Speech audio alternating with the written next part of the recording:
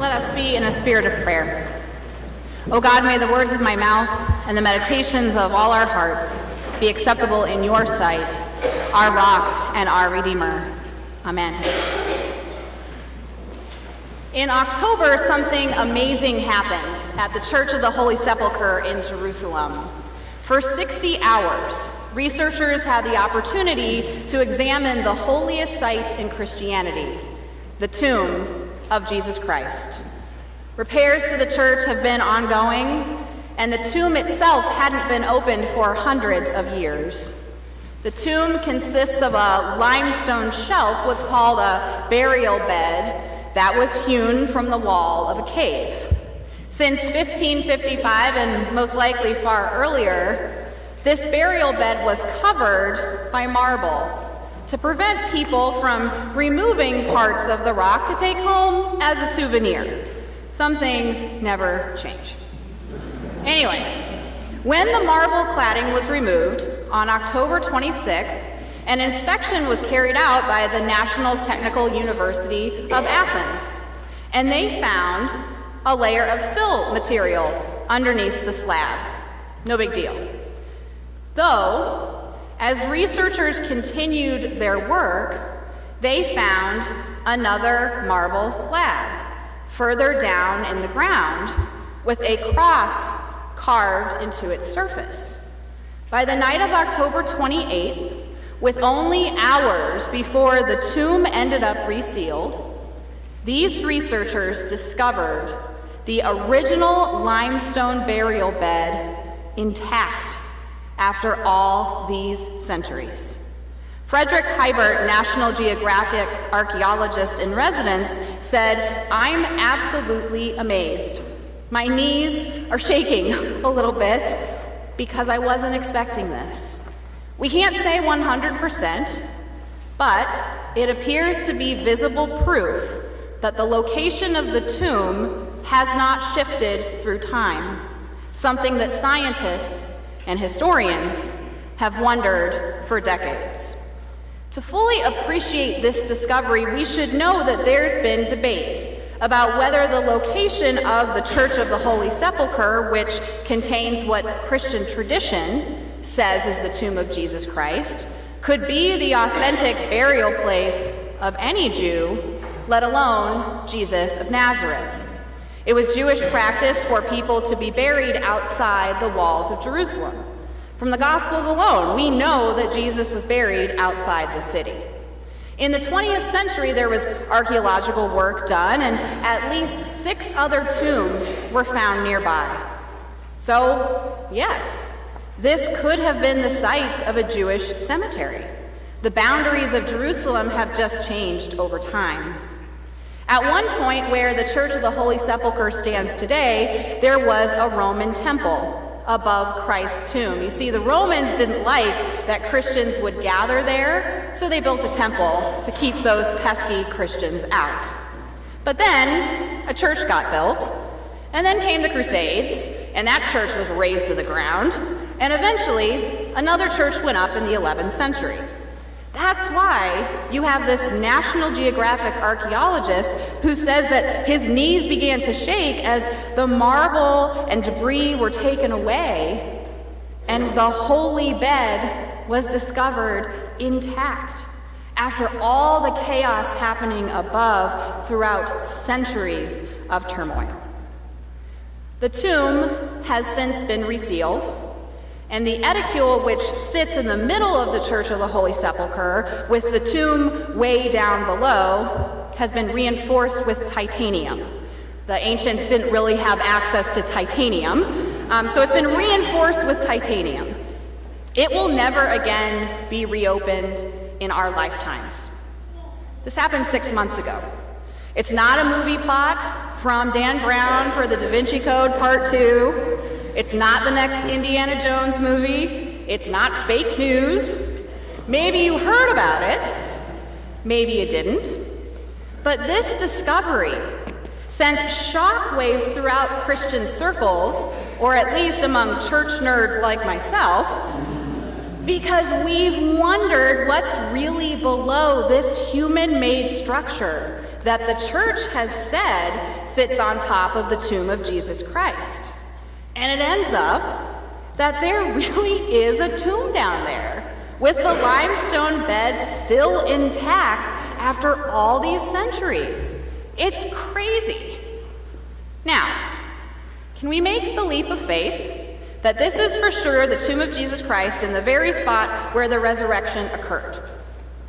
That's a question I can't really answer for you. And that can't be proven historically, of course. Though, when you're inside the inner sanctum of the edicule, there really is an ancient tomb beneath your feet. An empty tomb that Christian tradition says Jesus rose from on Easter morning to show forever that love wins and death isn't the end of God's story.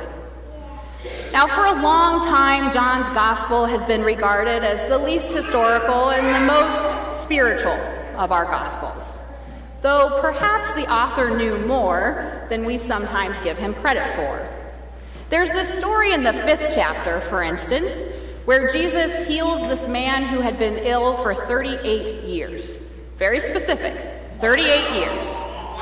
And this story was long thought to be purely metaphorical because the pool of Bethzatha near the sheep gate, which had 5 porticos as described in the gospel, it didn't even exist. People thought it was just a made-up place. Until archaeologists discovered the pool and the 5 porticos exactly as John described when doing excavation work in 1878. Amazed by seeing the pool outside the Church of St. Anne in Jerusalem, I shared the picture that I took of this holy site on social media. I love photography. And a former seminary professor commented on my picture. Yes, we're Facebook friends. And she said, "Yep, tradition is a lot stronger and more reliable than a lot of us progressive Westerners have been schooled to believe."